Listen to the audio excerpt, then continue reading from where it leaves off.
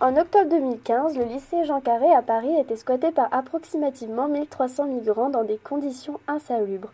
Le risque d'incendie était élevé et l'hygiène non assurée. La justice avait laissé aux migrants 1 mois afin d'évacuer les lieux, puis la ville de Paris a procédé à l'expulsion de ces personnes d'origine soudanaise, afghane, érythréenne principalement. Elles ont ensuite été réparties dans des foyers sur tout le territoire français par le moyen d'une trentaine de bus. L'État a financé des travaux de réhabilitation et les portes ont ouvert en juillet 2016 afin d'accueillir à nouveau et officiellement 145 migrants. Le foyer n'accepte à présent que des hommes seuls. Les familles, quant à elles, ont été placées dans des foyers d'hébergement ou des hôtels, même si cela n'est pas très adapté. Ce foyer est géré depuis par Emmaüs Solidarité que Aurélie Elassac-Marzorati, la directrice adjointe, nous présente aujourd'hui. C'est temporaire. Les personnes ne sont pas destinées à demeurer dans cet établissement. Il faut pouvoir permettre à ces personnes d'apprendre la langue française, de rencontrer nos cultures qui sont déjà diverses. Donc, il y a eu des activités, vous voyez notamment le Préau, qui ont été portées par des enfants et des personnes migrantes. Et ça a été un moment de rencontre extrêmement chaleureux, extrêmement agréable et extrêmement satisfaisant.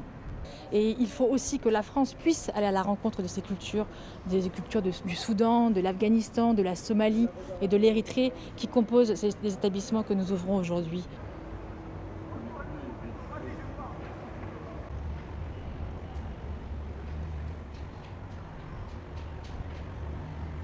J'ai rencontré pas mal, il y a quelques hébergés avec qui je commence à m'entendre vraiment bien, qui nous aident régulièrement. Voilà, ça c'est une expérience intéressante. Ça a probablement changé mon regard sur les réfugiés.